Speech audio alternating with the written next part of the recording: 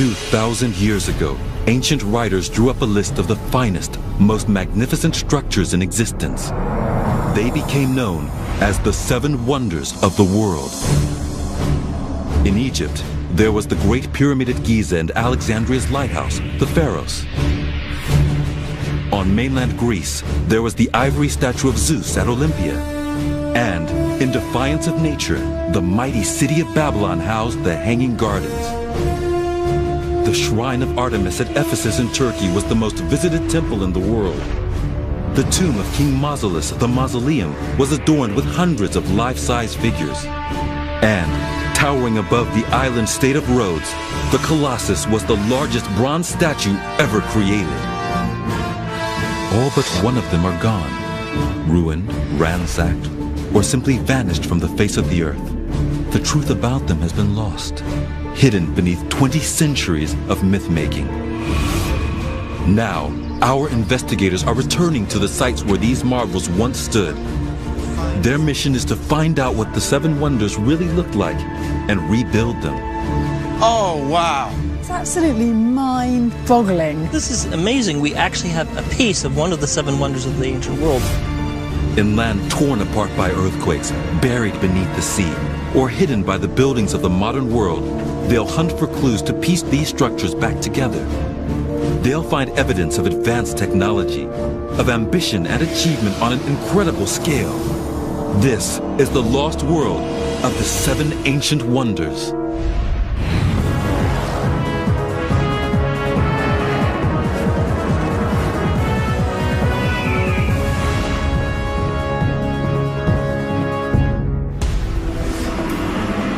Scholars have long argued over what the Seven Wonders of the world really looked like.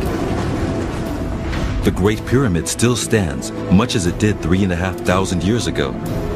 But the stories are so fantastic and the evidence so scarce that academics have even questioned whether some of the others existed at all. Our investigators have the task of separating myth from reality.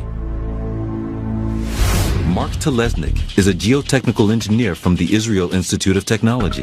I had no idea that we were going to see so much physical evidence left over. Dr. Peter Brand is a historian at the University of Memphis. His area of expertise is ancient Egypt. What's interesting to me is trying to get to the bottom of the facts about these marvelous structures. There must have been real wonders. These weren't just invented out of people's imaginations. Tessa Dunlop is a classicist trained at Oxford University. She begins the investigation in London with the very idea of selecting Seven Wonders. Where did the list come from? What I find fascinating about the Seven Wonders is that they didn't just come from nowhere. Considerable thought was given to what went on the list. And I want to find out who it was that decided what went on the list and why those seven in particular.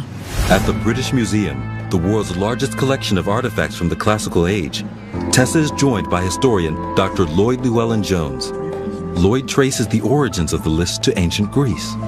So what exactly makes a wonder? What's the definition? That's a good question, because the Greeks themselves, wouldn't really have used the word wonder. When these lists were originally put together, the Greeks used the word theaton, so which means sort of to see, a sight worth visiting, that kind of thing. When the list progressed in later centuries, so they changed that word to thauma, which means a wonder. But this was more than a list of tourist attractions. It was drawn up at a time when Greek culture dominated the ancient world. Alexander the Great had led the most fearsome military force in history to conquer lands from India to Egypt.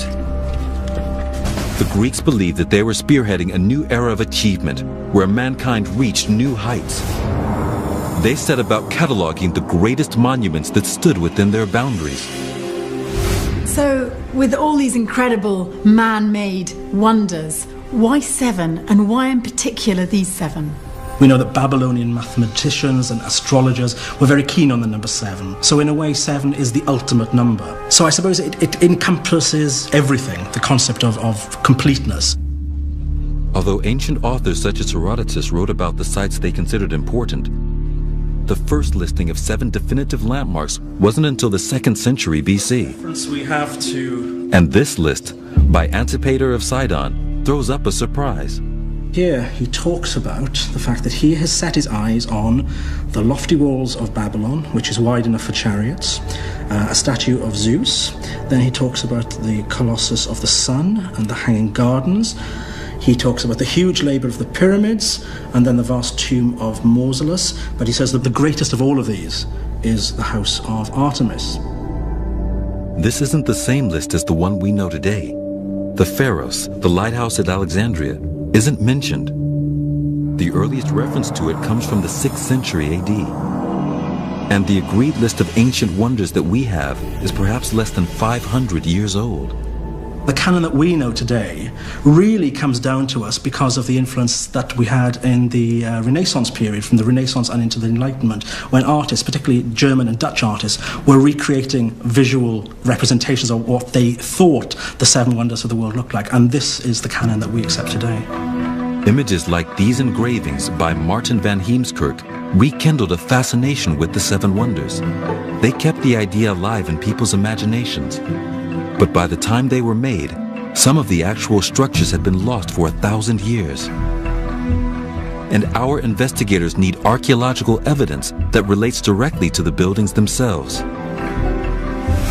Now, the hunt for physical clues will begin in Alexandria with Peter Brand.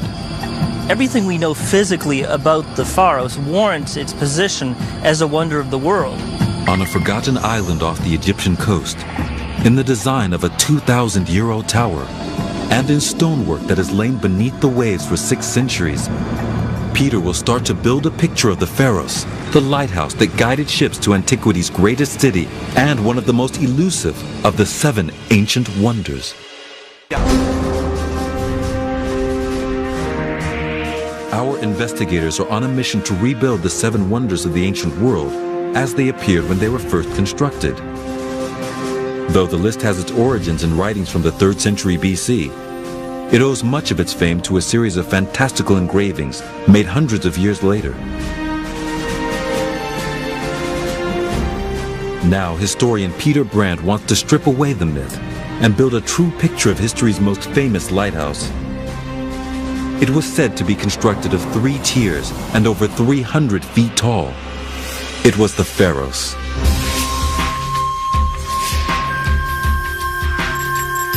Peter's come to Alexandria, 140 miles north of Cairo.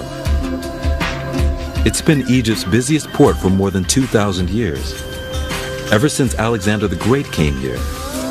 He founded the city that would bear his name in 331 BC. I'm here in a busy marketplace in modern Alexandria, which is appropriate since ancient Alexandria was the commercial center of the Mediterranean world. The city became one of the greatest in antiquity and an outpost of Greek culture in the heart of Egypt. It was a magnet for intellectuals as well as traders. The library that attracted them, like most of Alexander's city, is long gone, and little is left of the Pharos but legends. Martin van Heemskerk's engraving depicts an almost magical building, a structure wrapped in a spiral ramp reaching up to the clouds. We have many tall tales about the lighthouse. Supposedly it could be seen from 300 miles away. But what I want to discover is, what did the lighthouse actually look like? But there are more credible accounts. The Greek historian Strabo wrote, "A rock has upon it a tower that is admirably constructed of white marble with many stories." Representations of the Pharos as a simple tower occur on ancient coins found in the city. And now, Peter is traveling 50 miles along the coast from Alexandria to examine a structure that appears to match both the coins and the ancient descriptions. This monument was built to honor an Egyptian dignitary at a time when the Pharos was said to be still standing. The likeness to the coins is uncanny. It matches in a very reasonable and believable way the descriptions that we have. You have a square base, a middle section which is slightly smaller that is octagonal in shape, and finally, smaller still, a round cylindrical tower at the top. Its highly unusual shape and the fact that it matches the ancient descriptions and images point to the conclusion that this building is itself a miniature version of the Pharos. it makes perfect sense for somebody, some ambitious individual at some point, deciding they were going to make their own mini lighthouse, this wondrous local landmark.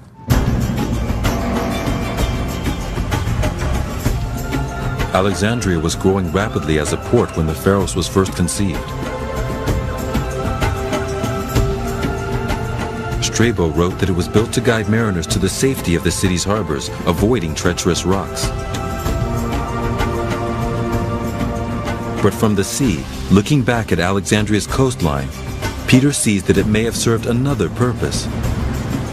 Looking at the coast of modern Alexandria here, you have to understand that it would have been very different in antiquity. You would have been presented with a flat, featureless plain. Even the great metropolis of ancient Alexandria had none of these tall buildings. It would have been easy to sail right past the city and not even know that you were near it. Perhaps the Pharos was intended not merely to warn, but welcome, a navigation point to tell ships they had reached their destination. But what was its exact location? Strabo says its name comes from where it stood, on the island of Pharos. The problem is that no such island exists today. Peter meets up with archaeologist Colin Clements, who has spent the past decade hunting for the Pharos' ruins. He explains that the coastline here has changed dramatically over the centuries. There was no land here. If you take a line from perhaps those two minarets and then just sweep away all the construction down to perhaps that modern square black tower there, there was no land. All there was a causeway which linked the continent to the island of Pharos. In the 3rd and 4th centuries BC, a few hundred yards of water separated this small landmass from the mainland. It was reached by a causeway, a man-made stone path which split the city's natural harbor in two. Over hundreds of years, a natural buildup of silt pushed the coastline back. Buildings now cover this new land. It's made pinning down the exact location of the lighthouse extremely difficult. To narrow his search, Colin began with a local legend that says that this fortress was built on the Pharos' ruins. His team started diving here, and they struck gold. The research that we've been doing has been showing where we've been diving, the concentration of architectural elements, ancient architectural elements that we've been looking at is in the water just off here. Over an area of about 1.3 hectares, we've to date registered some 3,000 architectural elements. So there are more there. Remains lie scattered across 3 acres of seabed. Some are so large they could only have come from an immense structure. Colin believes they belong to the Pharos. We have found certain blocks of such size that they have to come from a monument of huge size. And I'm talking blocks of granite which are 11 meters long, which weigh 70 tons. The size of these blocks certainly indicates that they come from a monumental structure. Their location tallies with the ancient accounts. And their architectural style indicates that they come from the time of the Pharos. Seeing for himself some of the blocks that have been raised from the seabed, Peter is convinced. This is amazing. We actually have a piece of one of the 7 wonders of the ancient world, part of the lighthouse of Alexandria. Absolutely. This is part of the doorway. This is one of the uprights, one of the door jambs of what would have been a monumental entrance facing to the sea. And we have other elements of it. We have the other jamb still underwater. We've got the lintel in fragments underwater as well, but it fits together. So how big exactly would this doorway have been? When it was upright, the 2 jambs with the lintel, we're calculating the door was over 40 feet high, about 10 foot in depth, and about 15 foot wide. It's the actual entranceway, so it's a monumental doorway, yes. Pulling the clues together, we can now start to recreate the Pharos. The sheer scale of the remains support the ancient texts that tell us that this was a huge structure, perhaps 300 feet tall. And the scaled-down replica that Peter has seen is convincing evidence of its overall shape. 3-tiered, with a square base, an octagonal middle, and a circular crown. But the door sections that have been retrieved spark another question. From what substance was it actually made? The texts say it was glittering white marble. the thing is, this is beautiful red Aswan granite. And it was my understanding from the ancient text that the lighthouse was supposed to have been made of white stone, maybe marble, maybe limestone. Well, there is a text by Strabo, who was here at the end of the 1st century before Christ, and he wrote of this grand tower being of white stone. Now, there is a local white limestone, which could have been used in the construction, where we're not sure, but there is absolutely nothing to argue against uprights like this being used of a much harder, much more durable stone. These are weight-bearing elements within the architecture. And even today in the fortress, if you look at the door of that, while the fortress is built of this local limestone, the doorway itself, the two uprights and the lintel are red Aswan granite. It seems logical to think that the Pharos' builders also appreciated the different qualities of each stone. Granite for strength, marble or even white limestone for show. One final mystery remains. Our word lighthouse implies that the Pharos was topped with some kind of beacon. Did a fire really burn at the top of this 300-foot tower? It's hard to imagine if there was a fire what would be being burnt. Egypt is a land essentially without trees. What are you going to be burning? It would be very expensive to keep it going. But experts are divided. It's said the Pharos stood for 1,600 years. Over that time, it was adapted and improved. Though no hard evidence has been found, it's quite possible that it did once bear a flame. Even if there was no light at the top, it would have shone in the sun and therefore would have been a beacon just because of the material that the building was made of. And now we can recreate the Pharos. At its base stood an imposing doorway and majestic sculptures, carved of red Aswan granite. Clad in white limestone, it stood as tall as the Capitol building in Washington, D.C. This was not just an ordinary lighthouse, but a site that drew thousands to one of the most important cities in the world. At the city of Ephesus, 500 miles northwest across the sea, stood a building which would attract people in even greater numbers. It was the most visited shrine in the ancient world, the home of Artemis, goddess of fertility. Some say it was the largest temple ever built. The Seven Wonders were legendary even while they stood. But one of them drew crowds like no other. A massive temple, 140 by 80 yards, created to honor a cult goddess.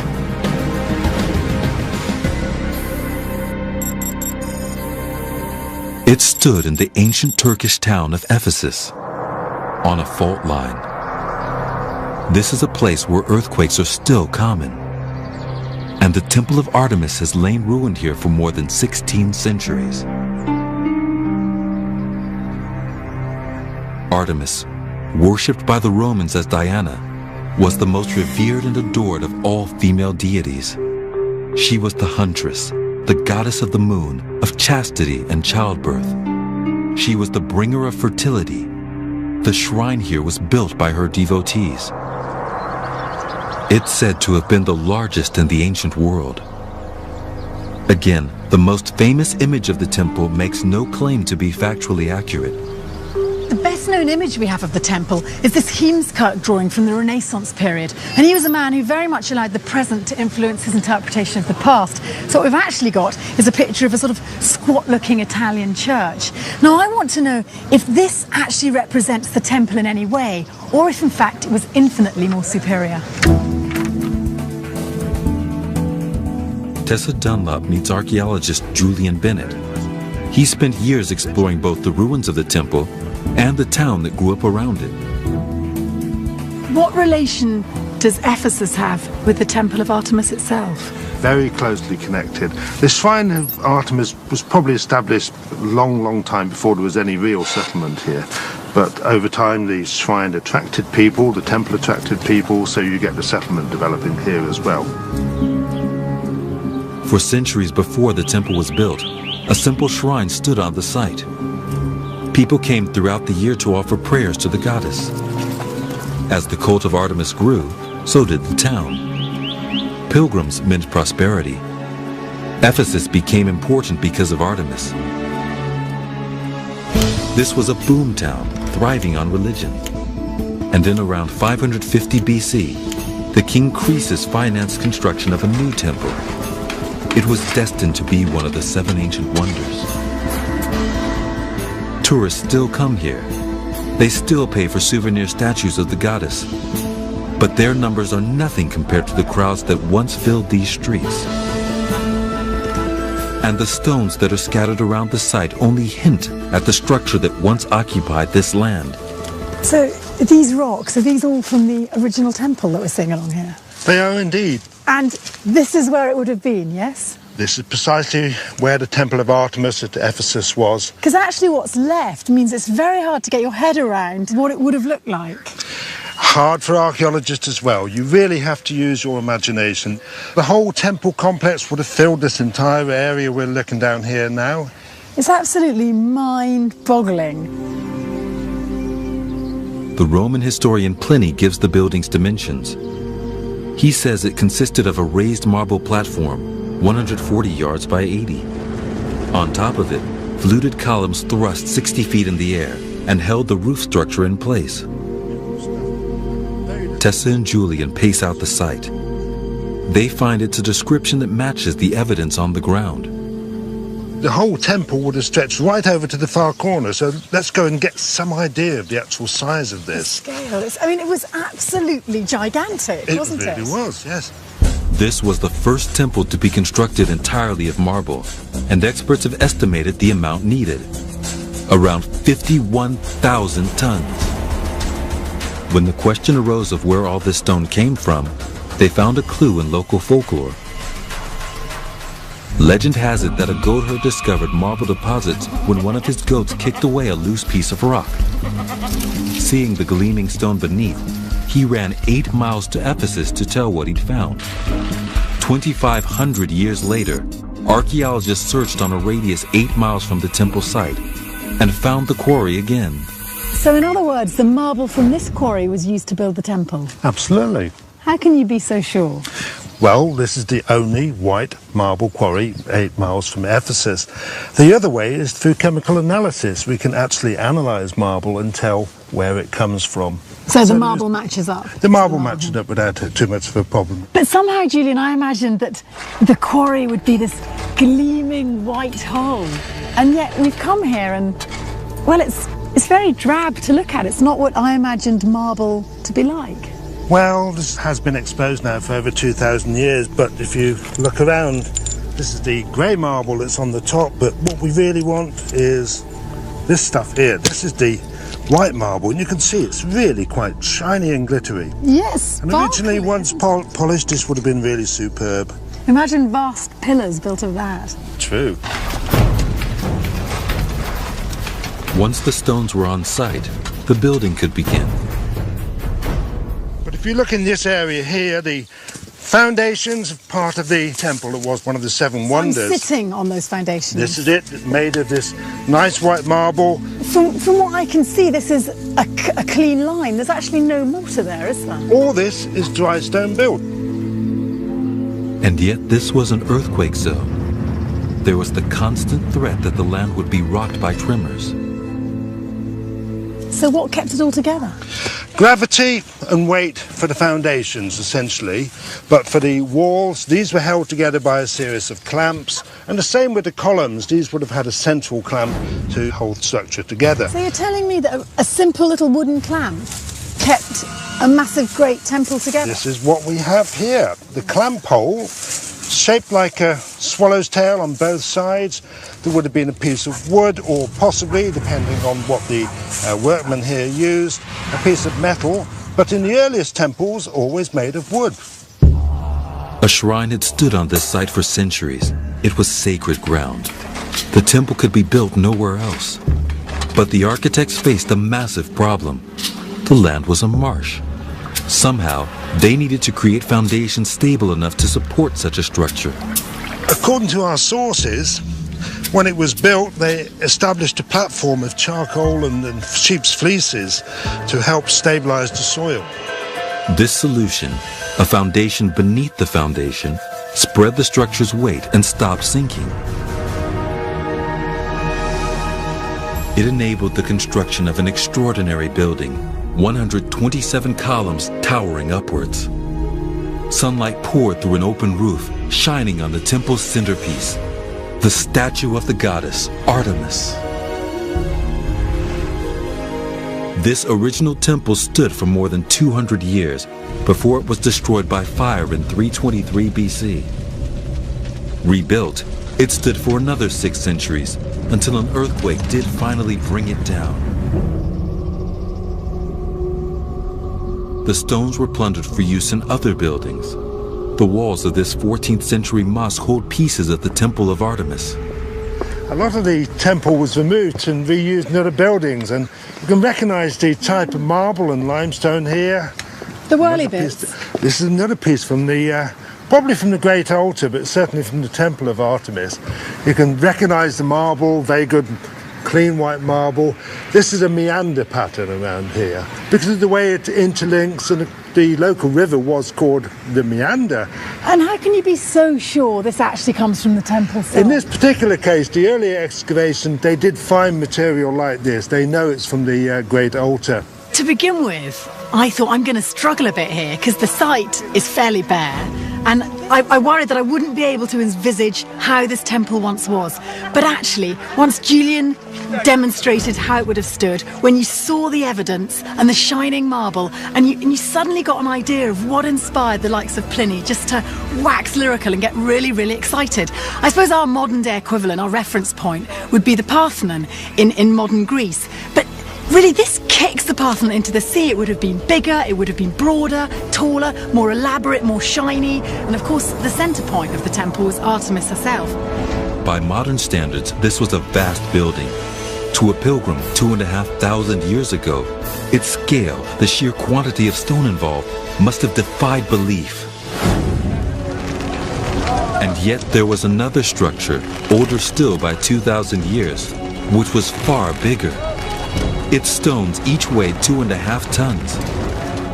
And there were more than 2 million of them.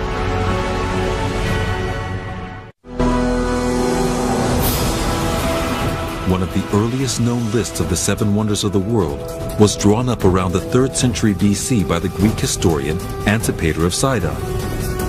By the time it was written, one building on that list was already a legend and already 2,000 years old. The Great Pyramid of Giza lies on the edge of Cairo, the capital of Egypt. It occupies a rocky plain known as the Giza Plateau. It stands alongside 2 other pyramids. But the Great Pyramid is the biggest of the 3, built for the pharaoh Khufu. Its purpose was to give him safe passage into the next world. Historian Peter Brand wants to know how it was built. I'm here on the outskirts of modern Cairo to visit the one surviving wonder of the ancient world, the Great Pyramid of Giza. Many people imagine there are still mysteries surrounding this marvelous structure. For instance, how was it built? But I think the clues are there for us to understand exactly how the ancient builders achieved this wonderful structure. Peter enlists the help of Dennis Stotts, an Egyptologist who has focused his research on understanding the tools and techniques of the pyramid builders. No matter how many times you come here, you just never get sick of looking at it. It's just incredible. Now, 480 feet of solid stone. Until the completion of the Eiffel Tower in 1889, this was the tallest man-made structure on Earth.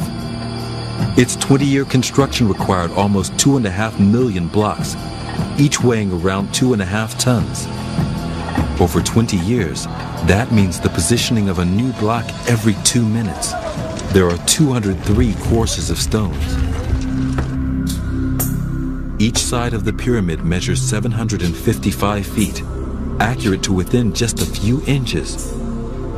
And each corner is aligned with the points of the compass. What I want to know is, how did they find due north?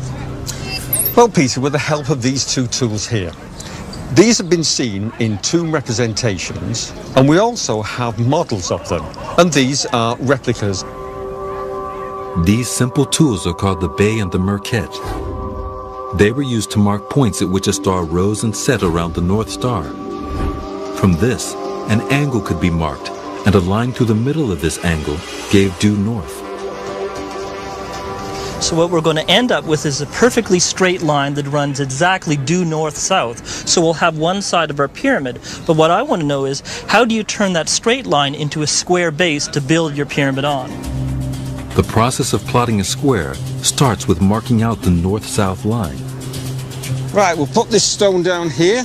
Okay, so we've established that this is perfectly north-south, and then the next thing we have to do is take another... You need another line for the east-west direction. You take it that way. I'll put my block here. Right, put yours down a minute. That's good. Yeah. But how are we going to make sure that this is exactly at right angles, that this is due east-west? Well, by the use of this tool. It's a simple set square. The Egyptians definitely had them because we have models of them, and we can use the set square in this way. We can place it along the north-south line, and then we can use the second line to establish the east-west direction. By moving the second line until it aligns with the set square, a true east-west bearing can be marked. That's it. Bit more. Stop. The length of the side is accurately measured. Then the process is repeated at the next corner.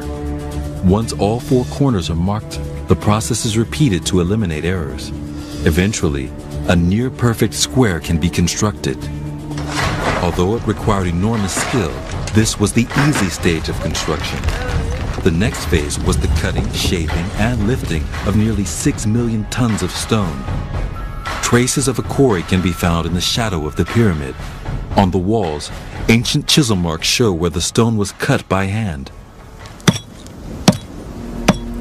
Each piece of hewn rock had to be turned into a building block. The rock is split using a hammer, a wedge, and the stonemason's skill. He uses his pick to make a starting hole at a carefully chosen point, and breaks the stone in 2 with 4 blows.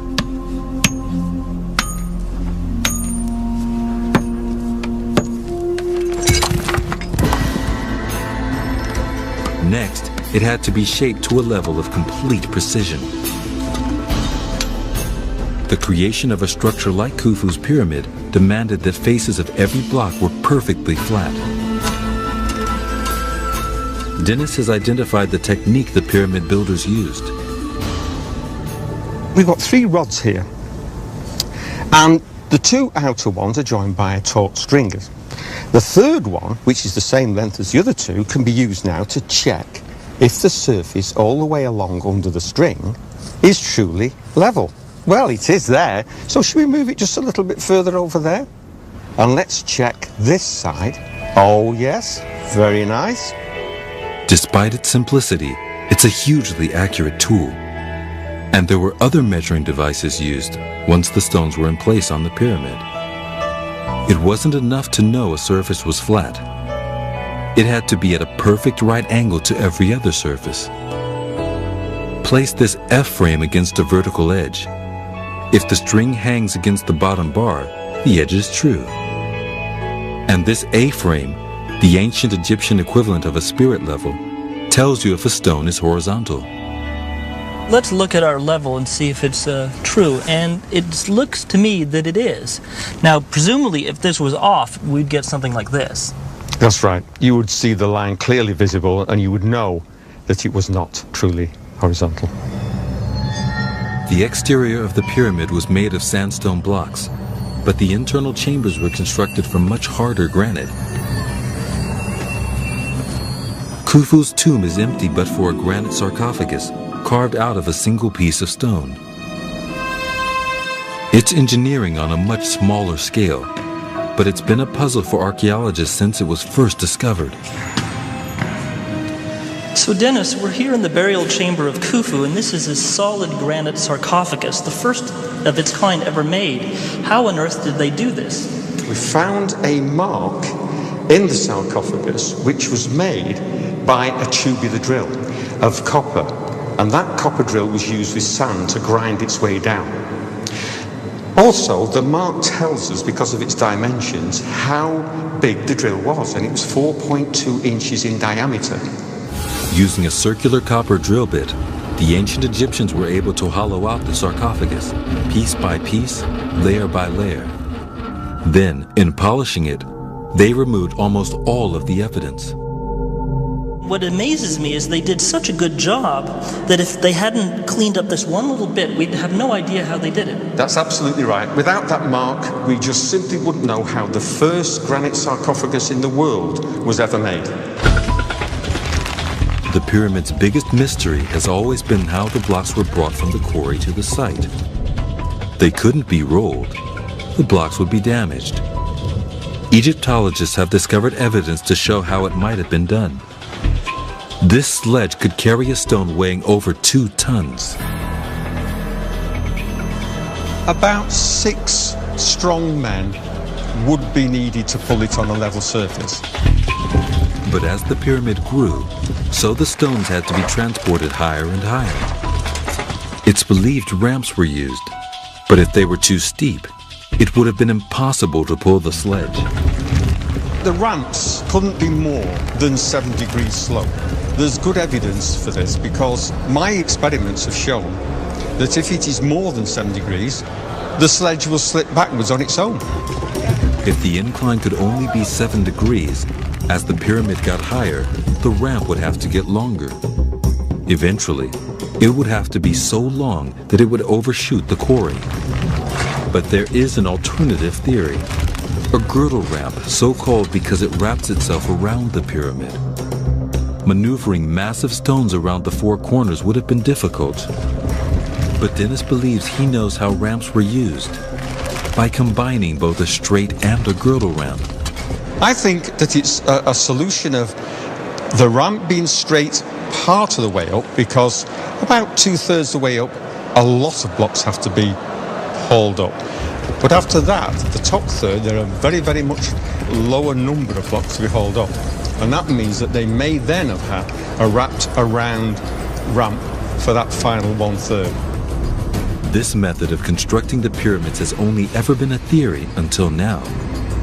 Archaeologists have recently unearthed the ramp on the Giza Plateau, just yards from the Great Pyramid.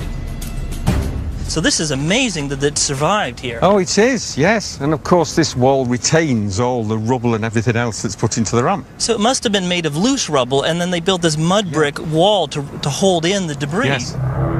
It enabled the construction of the Great Pyramid in just 20 years. And when it was finished, it looked very different from the monument we know today. It was encased in smooth limestone, long since plundered and used in buildings across Cairo.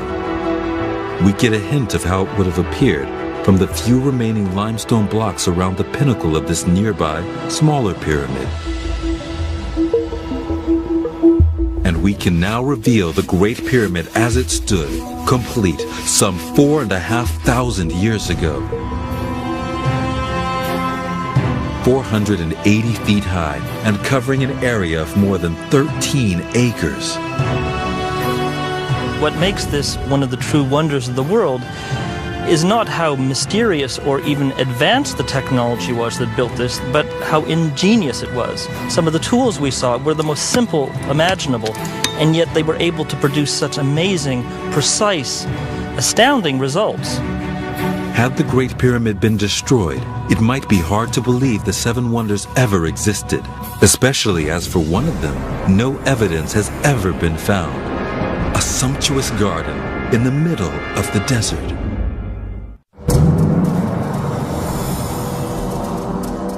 The 7 wonders of the world were displays of ambition and engineering brilliance. One would be remembered as an attempt to defy nature. A man-made oasis in the desert.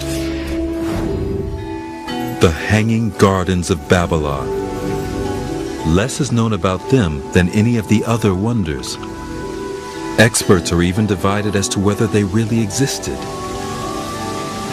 Of all the 7 wonders, I actually think that the Hanging Gardens are the trickiest because there's much less to go on. So I want to find out what archaeological evidence is there? What documents are there? And also, what do we in fact mean by the word hanging?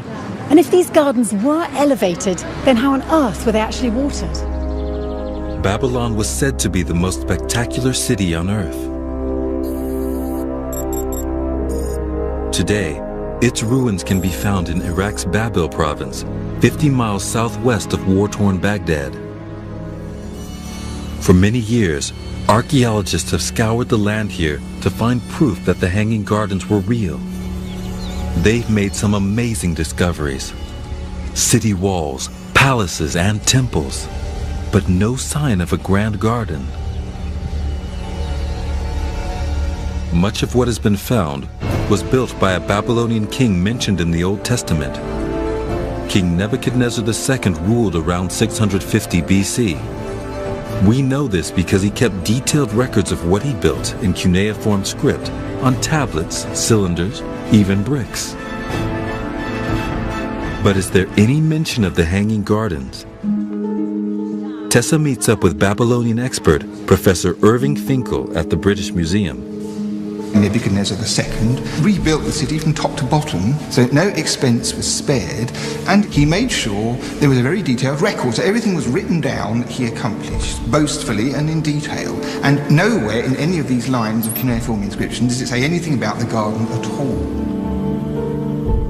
So with no archaeological evidence for the gardens, and no account of them by the king, why does the idea persist that they were real?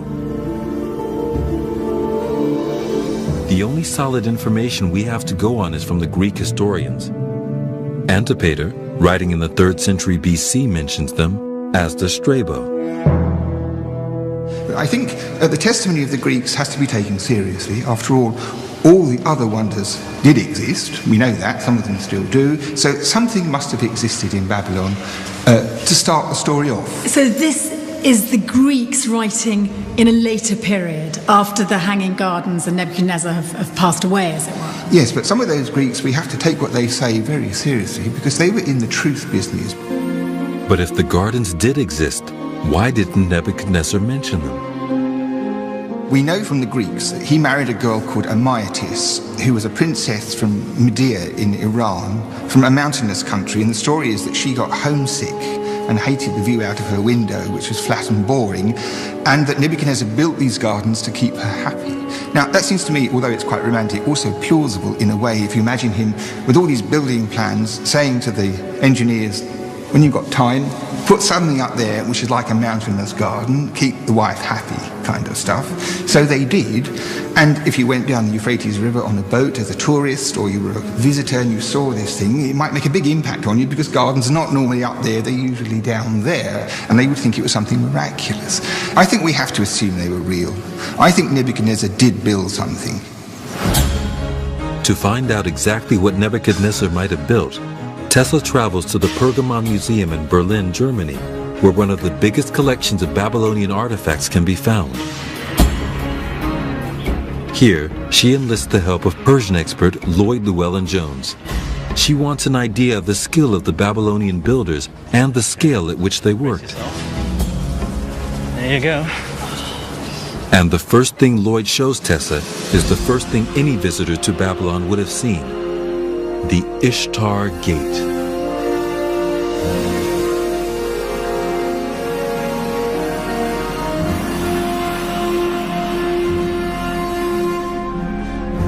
So this would have been one of the entrances into the ancient city of Babylon. That's absolutely right.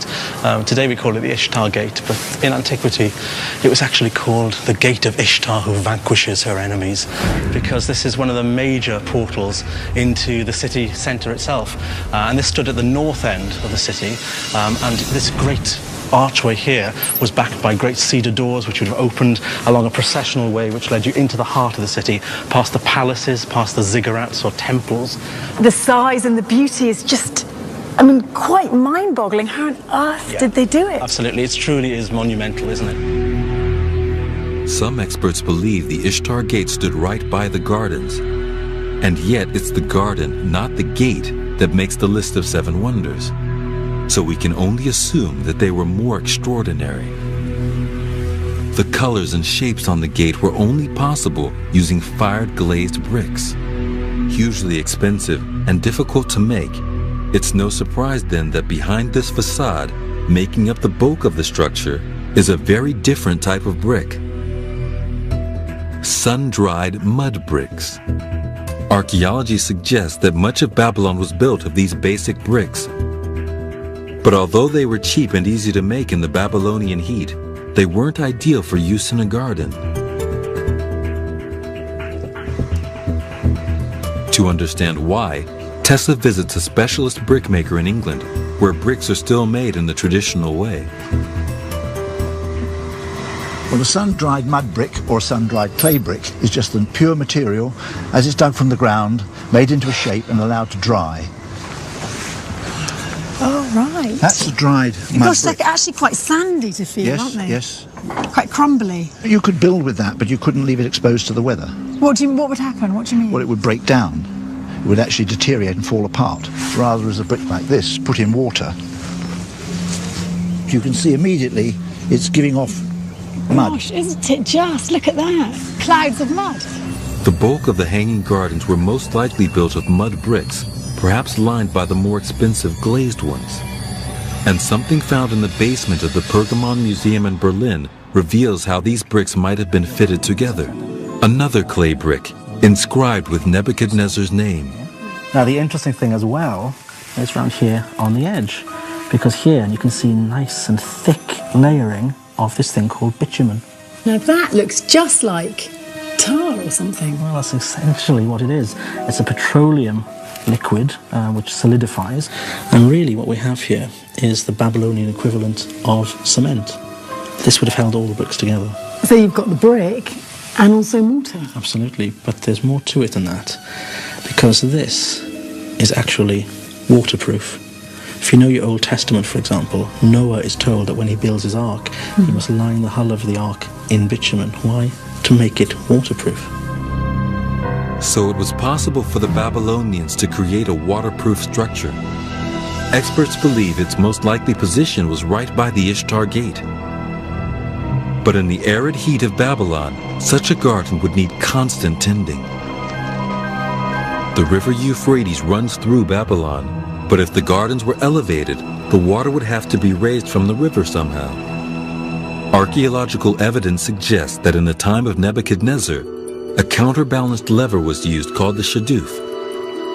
Some research also suggests that the Babylonians had a screw-like system to raise water.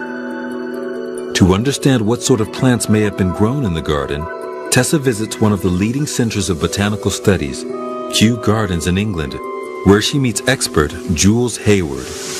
Jules, I'm absolutely staggered. This is so much more lush and verdant than I imagined. Were these the kind of plants that would have been in the Hanging Garden? Well, we believe that this is exactly the sort of stuff, this tropical foliage, as opposed to the indigenous cacti, which there would have been in the gardens, but much more of this tropical effect, because these were, in the end, pleasure gardens. So in other words, this wasn't about representing Babylon. It was about representing something much bigger than that, something much more impressive. This was not a natural place. This was a place that was looked after by human beings. It was maintained, it was cultivated, it was irrigated. So they were able to grow plants that would never have survived there naturally. Everything you say points towards sophisticated technology and concepts, all of it leading to explain why these gardens were considered so wondrous. Absolutely. It was a statement, it was a show-off. Of all the 7 wonders, this is the hardest to recreate. I think looking at the evidence, the bricks, the bitumen and so on, the Babylonians clearly had the technology to build the gardens. But with no archaeological evidence, to get a sense of what they actually looked like, we have to go back to the Greek historians. And the best description is Strabo's. He actually talks of arched vaults, of terraced roofs, stairways and screws on the stairs that conducted water. It's not a lot, but the Greek historians were particularly scientific in the way they gathered their information, so I tend to go with them. Using these written accounts, along with evidence recovered from Babylon, it's possible to build an image of what the gardens might have looked like. Supported terraced roofs built of clay bricks lined with bitumen. Ingenious technology keeping exotic plants flourishing in the desert heat. The Babylonians, familiar with pleasure gardens, might have found them commonplace, but to Greek observers, they were one of the wonders of the world.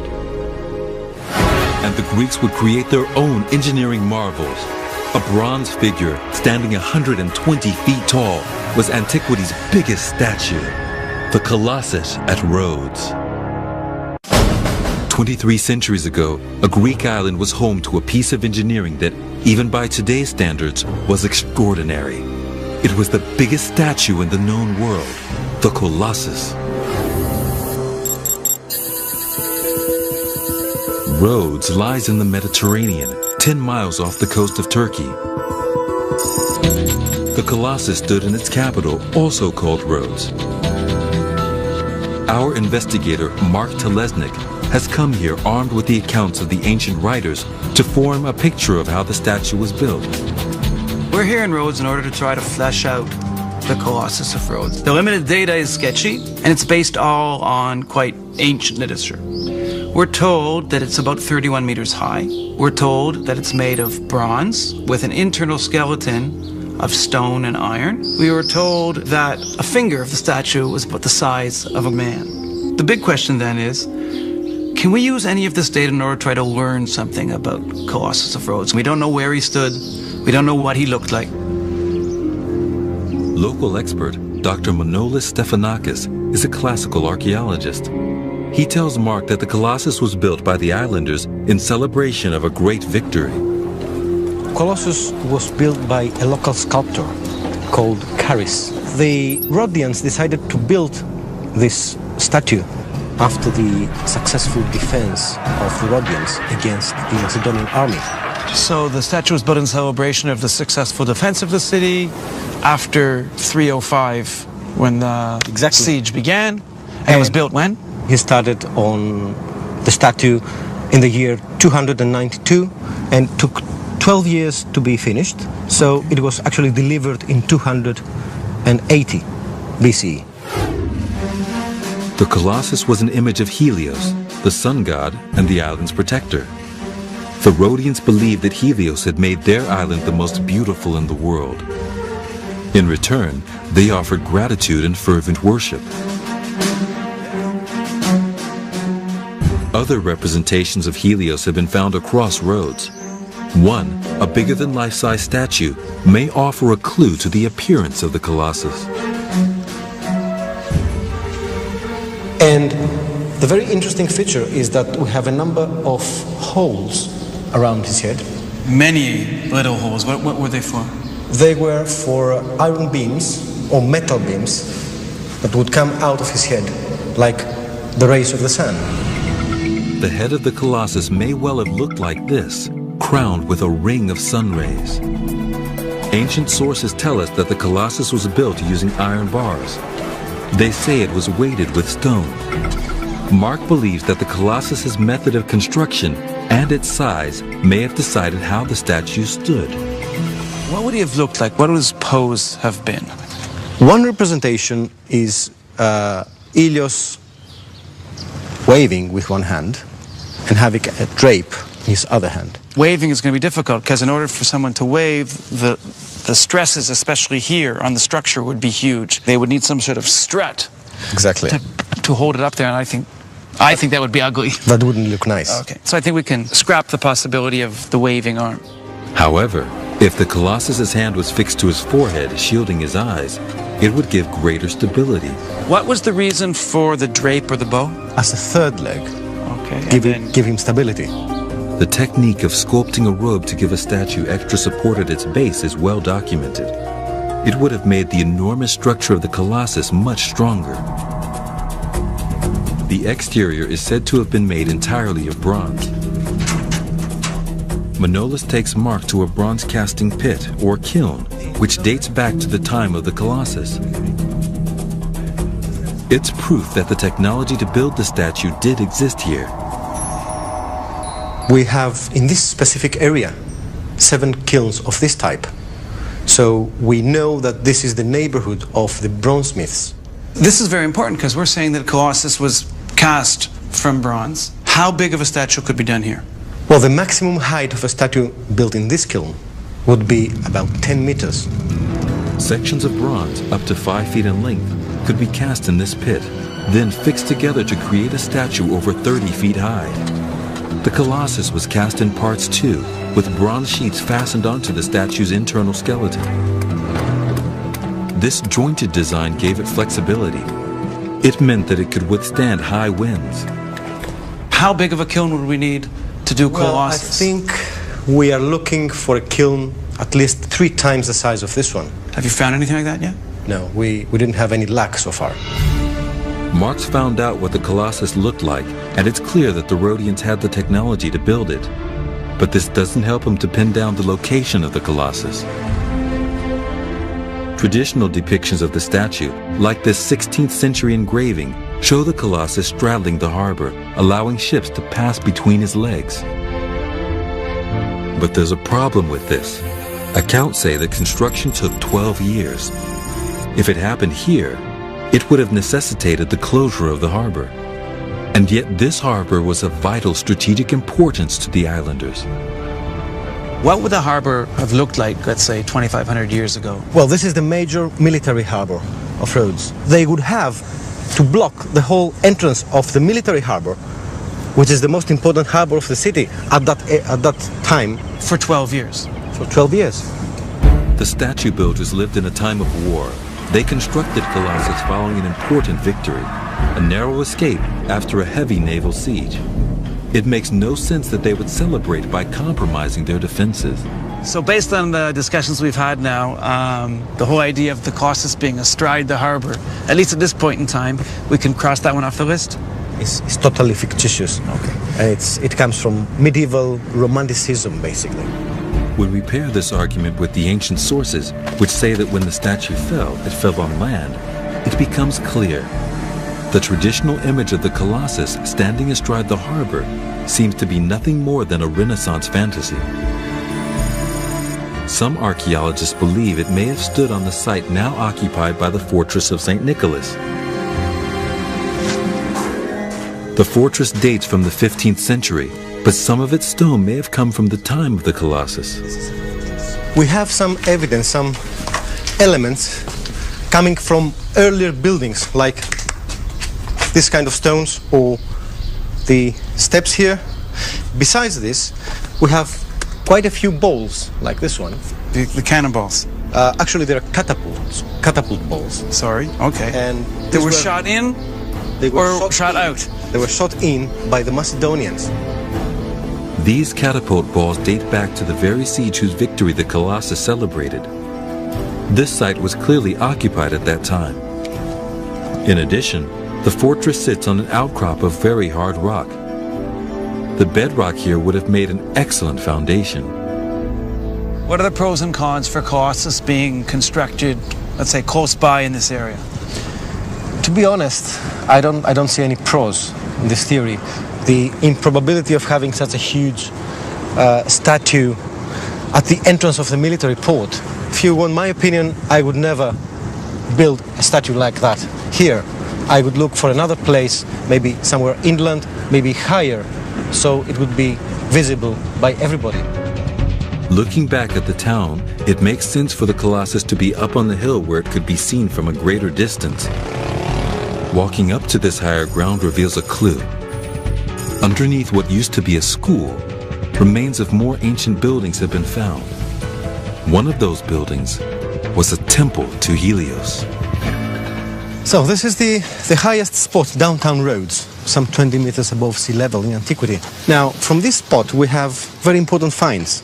First of all, a marble head of Helios, and an important inscription listing the names of the annual priests of Helios. And what would that tell us? That could tell us that we're probably standing on the area of the temple of Helios. Helios was the Rhodians' most important deity. It's believed that this whole area may have been dedicated to his worship. And within what were once the grounds of the temple, now stands the Palace of Grand Masters. It was built in medieval times by the Knights of St. John. It makes sense that the Colossus would stand within the grounds of Helios' temple. And from here, it would have looked down on this island's 3 most important harbors.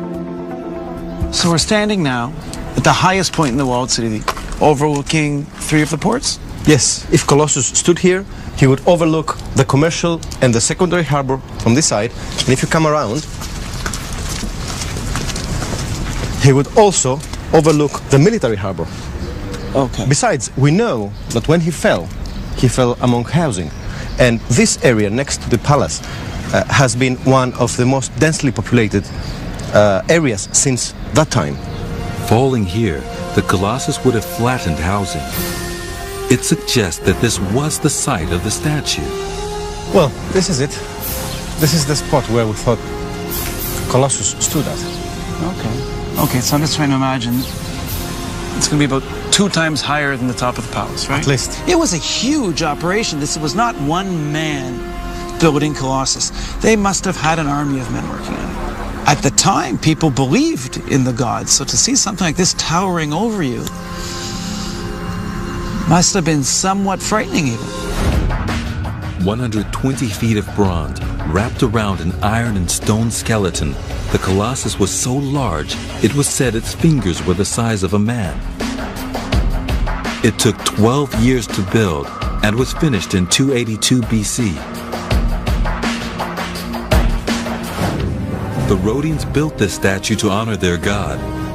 Across the sea, in what is now mainland Turkey, one man would demand 400 statues, all to honor himself. He was King Mausolus, and they would adorn the first and grandest mausoleum.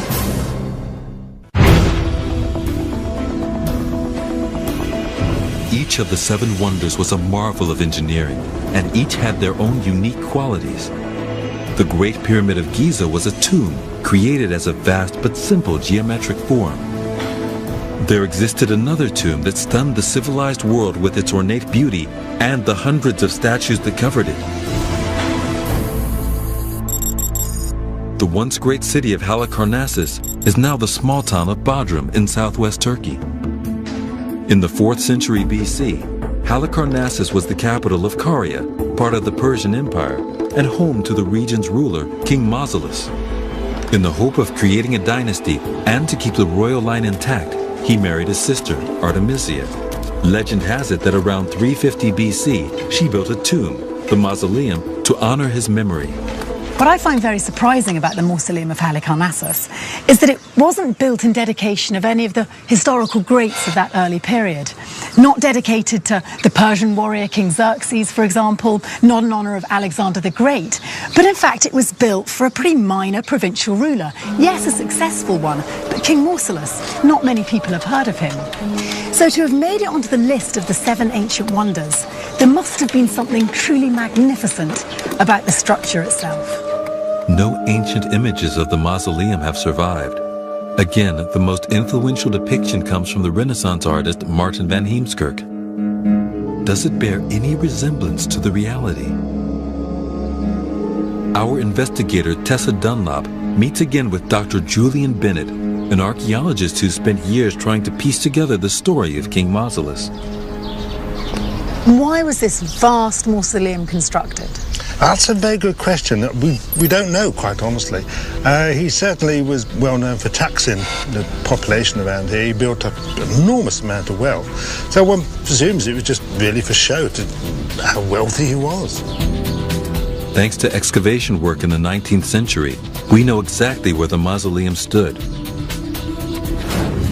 Tessa and Julian will try to piece it back together by combining the physical evidence with historical accounts. Pliny gives dimensions of the mausoleum that have been confirmed by archaeology. It was 120 feet long and 100 feet wide, covering the whole of this excavated area. The base of the structure was built from a distinctive type of stone, green limestone. Actually being within the structure gives you a sense of its vastness, doesn't it? Yes, it really was a substantial structure, all founded on these massive sort of green limestone blocks. Okay, here. so this would have been foot level foundations. This would actually be below the ground level, the proper ground level, so there'd be another sort of 4 or 5 levels of the same blocks on top of this. King Mausolus's resting place was a subterranean burial chamber under this limestone base. Will we check out the actual burial chamber itself? Because this is the whole reason for the structure, isn't it? True. The burial chamber. And you'll notice it's to one side, it's not actually central. Oh. So the reason for that is that when tomb robbers came in, then they wouldn't be able to find out where it was. Sure. This was the theory. Stepping down to the spot where the chamber lay, Tessa and Julian find another precaution taken to deter robbers, an enormous stone that stood as a barrier. This is the blocking stone. The blocking stone fits in this space here. Got this big flat surface which slides against that. We've got this little ledge here which actually fitted around there. Really impressive, isn't it? Oh, I mean, I would imagine impossible to break into. Yes, although didn't stop people from trying, however. And you can see here where somebody has very carefully been chiselling away, trying to work their way underneath the stone. You can see the same marks actually on the blocking stone here as well. But there was absolutely no way you could get this out. We can just about squeeze past it like this. And here we have the burial chamber. And in here, this is where the sarcophagus would have been. So this is where Mausolus was actually buried, in here? Sealed by the blocking stone, the burial chamber was buried beneath a vast weight of rock, the mausoleum itself. Julian's able to describe the structure thanks to Pliny's account. This was the original ground level, and then on top of that, the whole area would have been filled with the podium of the mausoleum. It's kind of like a gigantic wedding cake. Pliny tells us that the tomb was 140 feet tall, around twice the height of this minaret tower. So it's clear that most of the stones that made up the mausoleum have gone, probably plundered. But that green limestone is so distinctive. Archaeologists have been able to trace stones to other buildings around Bodrum. One of them is a 15th century castle. Wherever you look around the whole castle, this is what you see, reused green limestone. And that's what I'm looking for, is that when I'm trying to identify which bits come from the mausoleum, it's the limestone and the marble. Limestone and the marble, you've got this one really white marble, with Parian marble, and that is very distinguishable. So many of the slabs have been incorporated into the castle that experts have reached a surprising conclusion. The bulk of the mausoleum structure must have been solid, with no internal spaces. Pliny also tells us that on top of the podium was a colonnade and pyramidal roof, and a find in the castle walls reveals another detail. So what are you going to show me up here, Julian? Well, this large piece of white marble here, which is reused as a lintel, but if you come the other side, we can actually see this is part of an architrave from this little step there. So this is part of the upper level of decoration above the columns in the mausoleum. And what does it actually tell us about the tomb? The significant thing about this particular piece of stone is its length. It survives complete. So this allows us to calculate the spacing between the centre of one column to the other. And we know it was 9 foot 9 inches. It does make you just think how staggeringly big they were thinking when they built the mausoleum. This column spacing fits with Pliny's description of the mausoleum. Now Tessa and Julian can use its proportions to recreate the basic structure. A solid podium 60 feet in height, supporting a colonnade of 36 columns, each nearly 10 feet apart. A stepped pyramid roof stood on top. But this in itself is not what made this monument a wonder of the world. Pliny writes of a building adorned with fabulous statues and reliefs. On this site, only fragments of statues have ever been found. A 16th century account describes stonework and statues being broken up and fed into kilns. They would make lime for the mortar which held the stones of Bodrum Castle together. 2 great statues have been reassembled, however. Replicas of them stand by the castle gates. So here we have copies of 2 of the statues from the mausoleum. This is the statue that many people think is Mausolus himself, and a statue of a woman who many people believe is Artemisia. And would these statues, or many others like them, have gone all the way around the mausoleum? Yes, the general belief is that the freestanding statues were on 3 basic levels. One level at the podium, and then there were 2 levels of statues around the top part, the column part as well. Knowing the size of these statues and the dimensions of the mausoleum, some experts have estimated that up to 400 figures ringed its walls. According to Pliny, a magnificent 4-horse chariot stood on top. Remains found in the rubble of the site give just a glimpse of its former glory. This was a 4-horse chariot. That was all made of marble with metal fittings for the horse harness and so forth. But what nobody knows is whether there was anybody in the chariot. This is the big question. Putting together the physical evidence with the words of the ancient authors, we can now build up a convincing picture of what the mausoleum of Halicarnassus may have looked like. It was an immense three-tiered structure consisting of podium, colonnade, and roof. Clad in brilliant marble, it dominated the landscape. Friezes and around 400 freestanding statues stood on every surface. And on top, a four-horse chariot. For me, the most important thing about the mausoleum is that it was built for this ruler, Mausolus. It was all about this one king's legacy, and as a result, it exemplifies the influences that he was exposed to both politically and geographically. So you have these vast marble colonnades, a pyramid, an extraordinary chariot on top, and this means the mausoleum in its total structure looks like nothing that's ever been seen before. Such was the majesty of King Mausolus's tomb. The word mausoleum entered our language for good. Although the Greeks honored many gods, there was one who ruled supreme. At Olympia, a statue of the king of the gods, created from gold and ivory, was perhaps the greatest ever built. Of the 7 wonders listed by Greek scholars in the 3rd century BC, only one stood on mainland Greece, a status symbol that put it on a par with the great civilizations of the past. Over 40 feet tall and made from gold and ivory, it was a statue of the king of the gods, Zeus. To discover what evidence remains of this statue, Mark Telesnik has traveled to Olympia on the Peloponnesian Peninsula in the southwest of Greece. Olympia today is full of ruins and remains, testaments to the importance of this place to the ancients. The most obvious thing is the amount, the quality, and the quantity of the physical evidence of the entire area. But on the other side of the coin, we're here to check out the statue within the Temple of Zeus. And there we're completely in the dark. We don't have any physical evidence, and we're going to have to do some serious investigation and try to figure out how to flesh out the statue. Mark has enlisted the help of Judy Berenger, a doctor of archaeology. Judy is an authority on Olympia. It was the site of the ancient Olympic Games, which began in 776 BC, and it had enormous cultural importance. Across more than 50 acres, there are running tracks, swimming pools, gymnasiums, and temples. Everything needed for the most important athletic event in the ancient world. And the games were held in honor of Zeus. The games, like all of these athletic games, were not just athletic events, but were given or made in honor of a god, and here it was the god Zeus. So we're in a religious sanctuary, we're not just at an athletic place. The statue was housed in the Temple of Zeus. The temple was built in 456 BC and destroyed by an earthquake in the 5th century AD.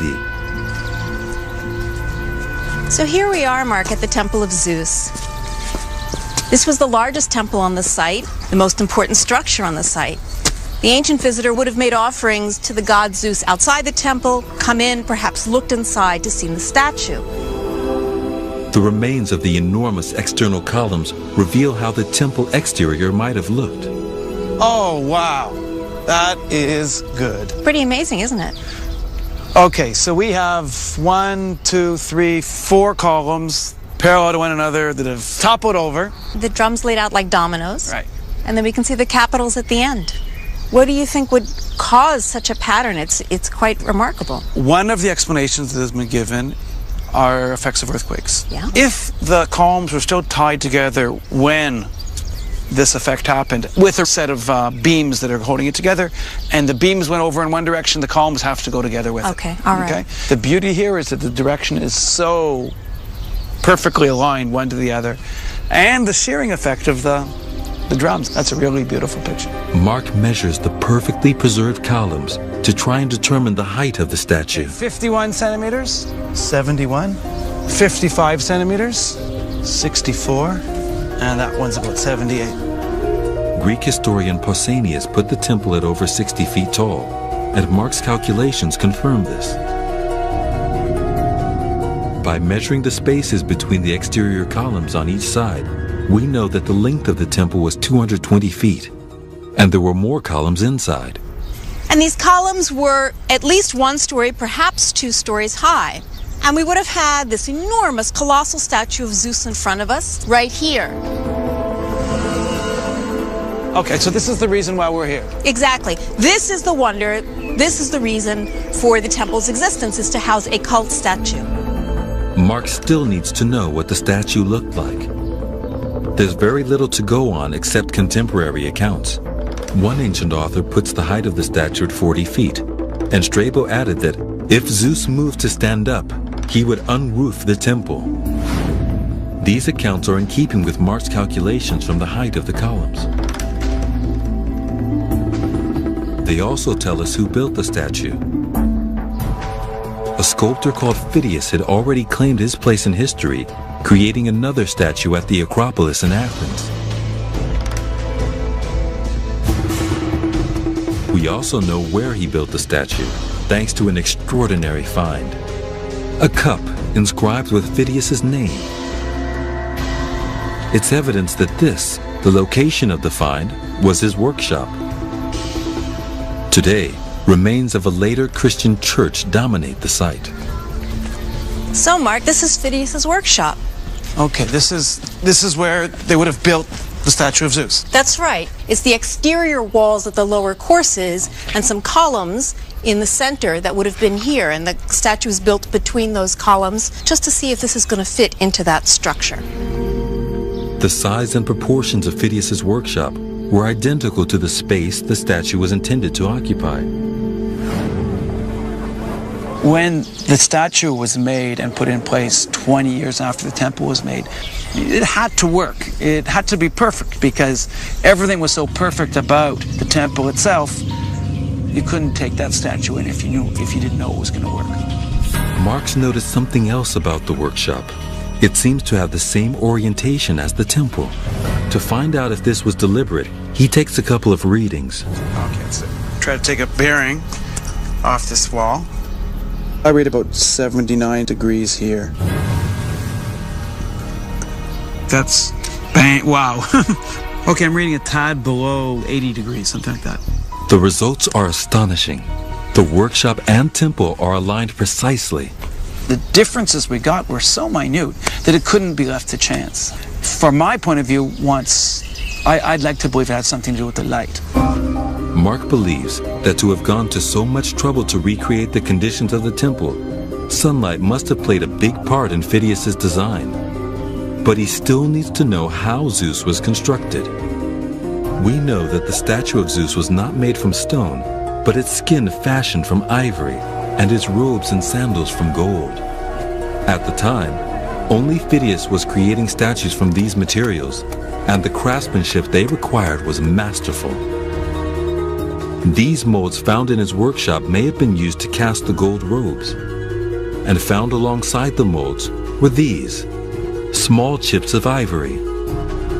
I'd like to try to get a feel for how they might have tried to make the ivory skin.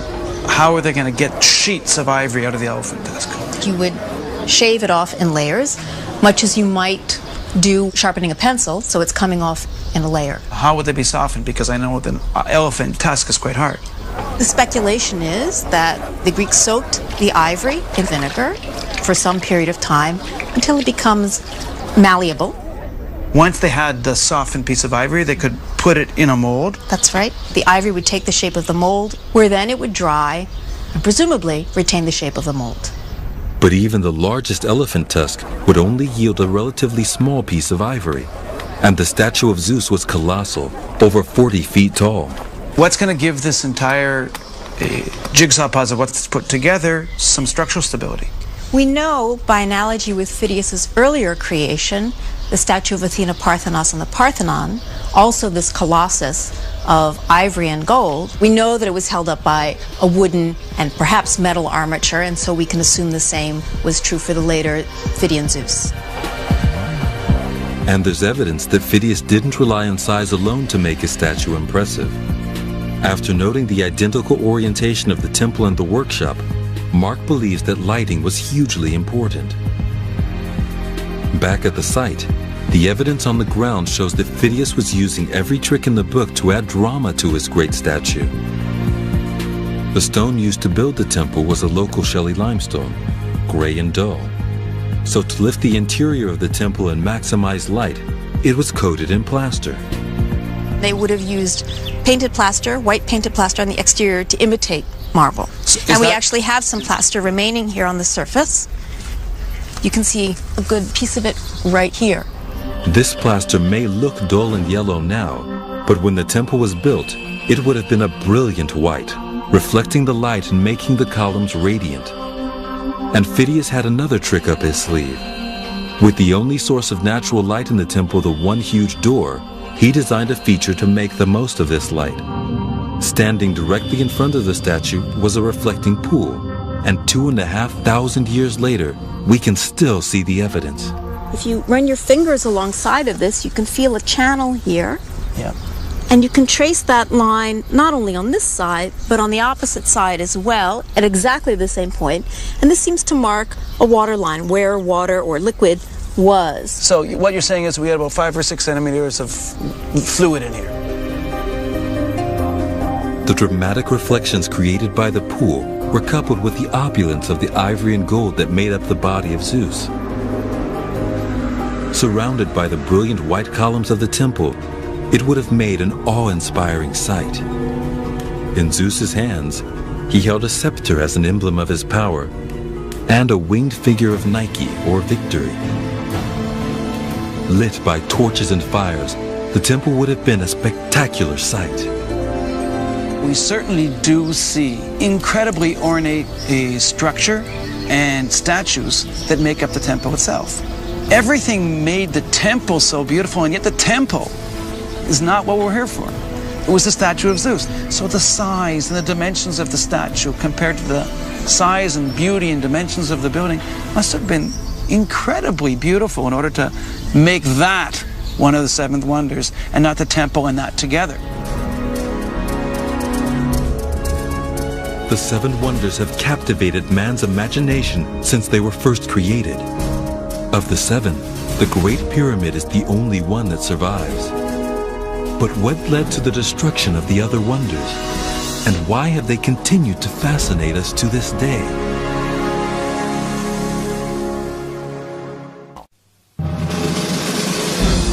They have been held up as things of near perfection, as the very greatest products of the classical world, setting a standard against which future achievements would be judged and found wanting. But in their time, the 7 wonders marked the start of a revolution, a time when man would reach out and stamp authority on the world he inhabited, defy nature and become its master. The scale of the pyramid, the Pharos, and the mausoleum, the cutting-edge technology of the Colossus and the Temple of Artemis, the taming of nature that created the Hanging Gardens, and the dream that created a towering ivory statue of Zeus. Each one was symbolic of a new boldness. But each also revealed man's weaknesses, his arrogance. Both tombs, the Great Pyramid of Giza and the Mausoleum of Halicarnassus, were bids to achieve immortality. The mausoleum was an attempt by a king to have his name remembered by creating the most ornate tomb the world had ever seen. For me, the most important thing about the mausoleum is that it was built for this ruler, Mausolus. It was all about this one king's legacy. But his work was in vain. Although it survived until the 15th century, earthquakes caused serious damage, and as with the fate of many great monuments, its stonework was plundered, incorporated into a crusader's castle. These people cared nothing for King Mausolus's legacy. Not content to take just the stonework from the mausoleum, most of the magnificent statues that surrounded the tomb were destroyed too, burnt for lime mortar. The word mausoleum lives on, but few know of its origins. Similarly, although the Great Pyramid is recognized the world over, how many know it was a tomb for the pharaoh Khufu? Man's attempt to create and worship gods fared no better. The two larger-than-life statues, the bronze Colossus and the statue of Zeus crafted from gold and ivory, were without a doubt fine examples of skill and dedication. The Colossus would have been visible for miles. The effect that it would have had on the whole island and even the surrounding sea must have been incredible. As you approached Rhodes by boat, first thing perhaps that you would have seen was the solar crown and head of the god peering over the horizon. The Colossus was the biggest bronze statue ever built, but it lasted just 54 short years. With Colossus, we look at the connection between bronze, rock, and iron. And the connection between the three, while was able to stand 60 years of gale force winds possibly, couldn't take the full brunt that Earth could throw at it. Like the Temple of Artemis and the pharaohs, the Colossus was brought down by an earthquake. It was never repaired, as an oracle foretold that if the Colossus was rebuilt, Rhodes would suffer great misfortune. For 900 years, its remains lay untouched, a symbol of man's overreaching ambition. The statue of Zeus survived longer, just as beautiful, just as extraordinary. Must have been something to look at. The materials they used must have been incredibly beautiful.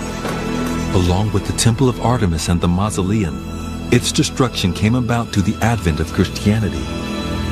When the Christian church had all pagan ceremonies banned in 391 AD, Olympia, home of the statue, fell into disrepair. The statue was taken from its holy shrine to Constantinople for the Christian Emperor Theodosius.